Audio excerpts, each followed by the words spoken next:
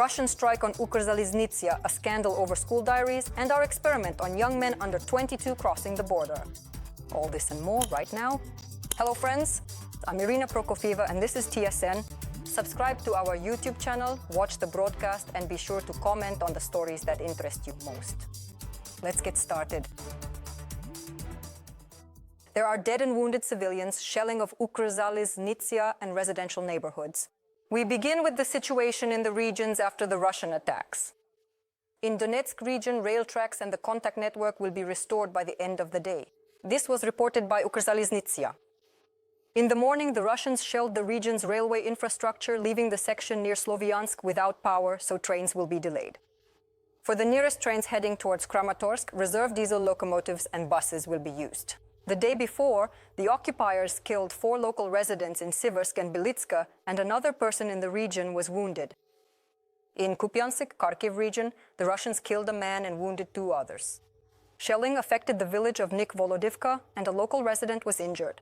FPV drone, the enemy, struck the villages of Pizarivka and Bazove, damaging private homes. A man was wounded, an ambulance and private houses were damaged. These are the consequences of the night shelling in Dnipropetrovsk region. 2 districts of the region came under enemy fire. The number of people killed as a result of the missile strike on the Pokrovska community on September 1st has increased to 2. The body of a man was recovered from the rubble of a private house. Due to Russian aggression in the Kharkiv region, 2 people were killed and 2 more were injured, including 1 child. The enemy shelled 34 settlements, targeting critical infrastructure and residential neighborhoods, damaging an apartment building and 8 private houses. There were 6 fires caused by enemy shelling in the Zaporizhzhia region. In the village of Zaporizhzhia, a private house caught fire. Firefighters extinguished fires in open areas as well, with 5 hectares burned. Evacuation of civilians continues in the Sumy region. It is reported that about 60,000 people have already left the border areas. And now the police group White Angels has managed to evacuate 3 more elderly people. After yet another terrible night of enemy artillery shelling, people couldn't take it anymore and called the rescue hotline in the morning. The house of this 82-year-old woman was badly damaged as a result of the Russian attack on the village, so she was taken to her son. A couple of pensioners were taken to a safe place, even though their home survived, but they could no longer stay under constant explosions. 2 more women were evacuated from the Balakliya community. None of them wanted to leave their homes until the very last moment, but living there became simply unbearable due to enemy bombings. Carefully, very slowly go down now. Come on, let's go. Come on, go down. Please, if you would. The Ryazan Oil Refinery in Russia has suspended operations and for now cannot process crude oil for cars at its main facility. And it is the most powerful unit at the plant. This was reported by Reuters, citing its own sources. The disruption occurred as a result of a Ukrainian drone attack on Thursday night. The Ryazan Oil Refinery is one of the largest in Russia, with a capacity of over 17 million tons of oil per year. The local governor reported that 8 UAVs were shot down in the region. There were no casualties, but debris fell on an industrial facility, and judging by these images, there was a significant fire. The commander of Ukraine's unmanned systems forces, Robert Majar Brovdi, also confirmed that this attack was carried out by Ukrainian defenders. The Russians have relocated their strategic aviation to the Ukrainka airfield in the far east of the Russian Federation, and now during attacks on our territory, they are operating with fewer aircraft. This was the result of the Pavutina special operation by the Security Service of Ukraine. This was announced by the head of the Security Service of Ukraine, Vasyl Malyuk, during a press conference and on the occasion of the release of a postage stamp in honor of Pavutina. Ukrposhta presented a symbolic postage issue for the 34th anniversary of Ukraine's independence. Its print run is 300,000 copies. The postage stamps depict a truck and drones attacking Russian military airfields. The Security Service of Ukraine carried out the Pavutina operation on the first day of summer. At that time, the drones struck 41 aircraft, which is more than a third of Russia's strategic aviation, at the Olenya, Ivanovo, Belaya, and Diaghilevo airfields. The strike hit Tu-95, Tu-22M3, and Tu-160 bombers, which the Russians used to attack Ukrainian cities, as well as A-50 reconnaissance aircraft. The enemy's losses as a result of the Pavutina special operation exceeded $7 billion, says Vasyl Malyuk. They are now operating with fewer aircraft, and that's really true. They were forced to relocate their strategic aircraft to the easternmost point, the Ukrainka airfield. And now, in order to approach Ukrainian territory and launch their devastating attacks on cities, they have to cover a very, very long distance. Of course, we are not stopping here. We have gained invaluable operational and combat experience, and many other interesting and truly unique operations are currently being planned and prepared. A lightning-fast operation, the village was defended, and it was a huge surprise for the enemy. Today marks 3 years since the start of the major Slobozhanskyi operation. At that time, our soldiers liberated Izium, Balakliya, and Kupiansk. These are key strategic points, as well as a number of villages in the Kharkiv region. In total, more than 10,000 square kilometers of Ukrainian territory. They drove the occupiers far beyond the Oskil River and captured entire arsenals of Russian equipment, weapons, and ammunition in battle. The defense forces seized 400 enemy tanks, over 500 infantry fighting vehicles, 200 armored personnel carriers, and hundreds of munitions and small arms. Many Ukrainians remember how the local residents of the Kharkiv region rejoiced at the return of the armed forces of Ukraine. There were many hugs and tears of joy. At the same time, when our soldiers entered the key cities of the Kharkiv region, particularly Izium, they saw not only abandoned belongings, equipment, and entire enemy units, but also the consequences of their crimes against humanity. In the forest near Izium, a mass grave was discovered. Among the dead were 414 civilians, 22 servicemen, and 11 bodies that have yet to be identified.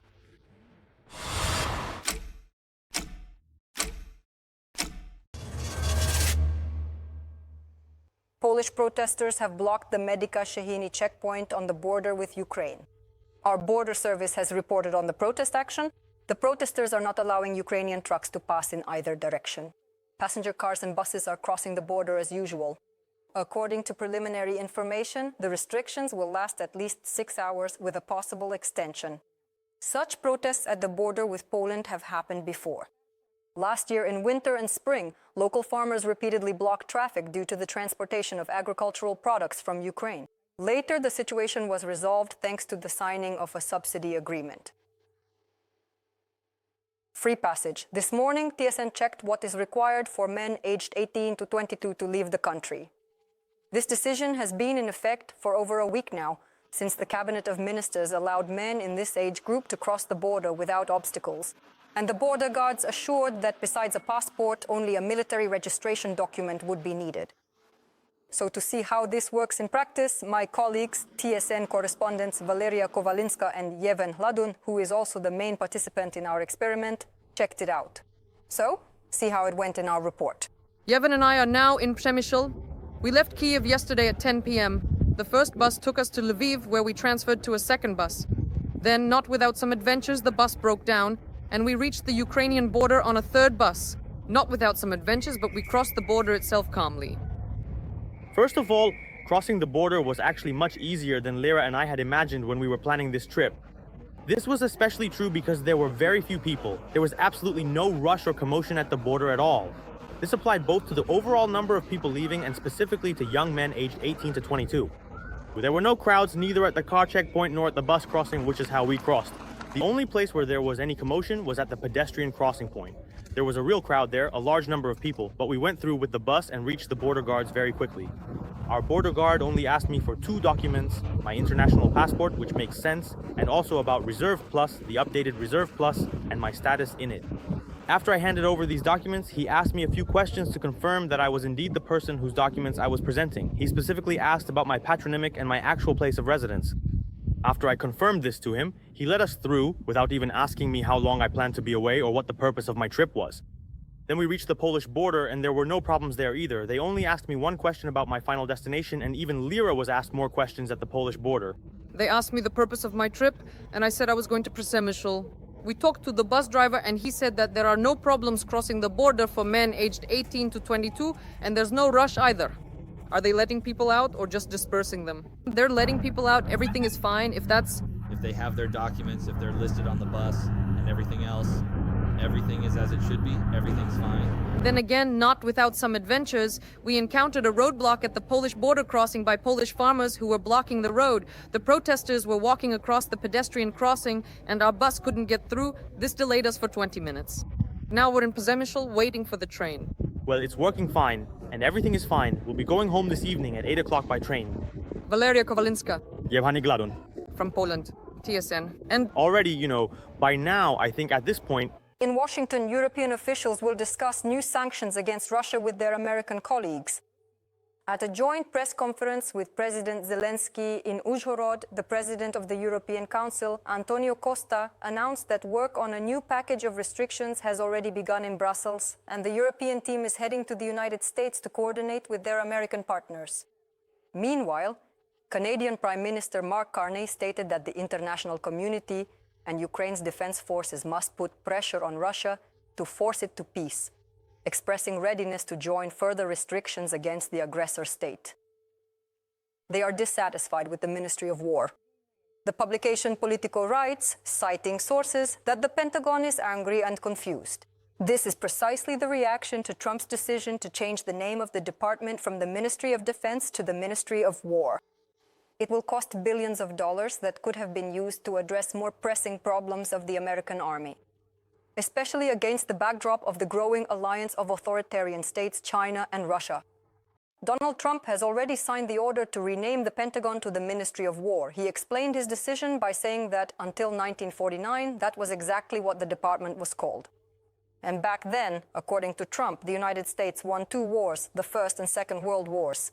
The details of the order signed by Trump on Friday still remain unclear.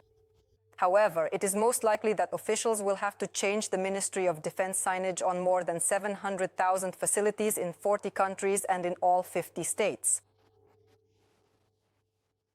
Poems were read aloud in court. In Russia, 4 Ukrainian prisoners of war who participated in a special operation to neutralize strategic bombers in the rear of the aggressor country, Ukraine, have been sentenced. This was reported by the Russian publication Media Zona. The occupiers sentenced them to between 26 and 28 years in prison. They are Lieutenant Colonel Andriy Antonenko, Captain Andriy Kulish, Junior Lieutenant Denis Kachenko, and Sergeant Oleksiy Mezurenko. They were captured back in 2023 during a special operation by the main intelligence directorate, as a result of which 3 Tu-22 strategic bombers used to attack Ukraine were neutralized. At that time, the reconnaissance group covered 600 kilometers on foot through Russian territory. They were ambushed on their way back in the Bryansk region. Part of the group was killed, the publication reports. At the trial, our prisoners emphasized that they were fulfilling their duty by defending their country, and one of the Ukrainians recited a poem by Pavlo Tychyna during the sentencing. The publication Media Zona released an audio recording from the courtroom. I am a people whose truth and strength have never yet been overcome by anyone. No plague, no misfortune could defeat us, and glory has risen again. Well, it is worth noting that the Kremlin carefully conceals information about Ukrainian prisoners of war and often does not release official data about our captives. So it is not uncommon for both the authorities and families to learn about the fate of their loved ones from such rare open court hearings. They had been hiding in occupation for more than 3 years. 4 Ukrainian servicemen managed to be evacuated from the temporarily occupied territory. The story was made public by the commander of the naval forces, Oleksiy Naishpapa. It all began when a Ukrainian named Murpik, who had been released from Russian captivity, revealed that his twin brother had been seriously wounded during the fighting in eastern Ukraine and ended up in a local hospital. Doctors helped the wounded soldier hide from the Russians. The command of the naval forces began preparing a special operation to evacuate the soldier, and it was then discovered that, along with Murpig, 3 other National Guard servicemen were also in the hospital. All 4 of them had to hide from the Russian security forces for 3.5 years. The Special Reconnaissance Unit of the Naval Forces, Angels, carried out a multi-stage special operation and successfully evacuated Murpig, the National Guardsman, as well as a hospital worker who had helped hide the Ukrainian soldiers. The soldiers arrived in Odessa. They are now safe and have reunited with their families. This was reported to TSN by Artem Diblenko, an officer of the Angels Special Reconnaissance Unit.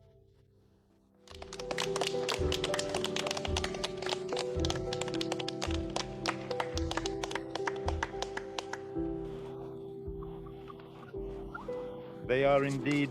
They are in very good condition, and they were given the wonderful opportunity to spend some quality time with their beloved loved ones on As far as I know, today they have already been handed over to the command of the National Guard of Ukraine. They are beginning their rehabilitation. Doctors will be working with them psychologically. They are all right, they are home. In my opinion, this is simply a fantastic rescue story. There will probably be many more like it.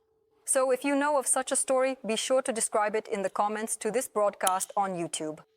Of course, give us a like and subscribe to the channel. Meanwhile, I will continue with the TSN broadcast.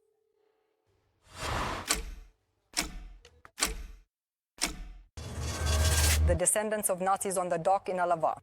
In Argentina, the daughter of Adolf Hitler's financial advisor was convicted for concealing stolen paintings. Charges were also brought against the husband of 58-year-old Patricia Kagin. Dozens of works of art of global significance were found in her estate, including 22 paintings by the French artist Henri Matisse. The couple was caught by chance. They put their property up for sale, and in one of the photos, someone noticed one of the stolen paintings. As it turned out, the accused woman's father was Hitler's financial advisor. Starting with World War II, high-ranking Nazis seized and divided among themselves a large collection of paintings belonging to the Dutch collector Jacques Goudsticker. After the Nazis' defeat in World War II, Tychyna was appointed responsible for transporting the looted goods to South America. Eventually, the man took the jewels for himself and settled in Argentina, where he died only in 1978.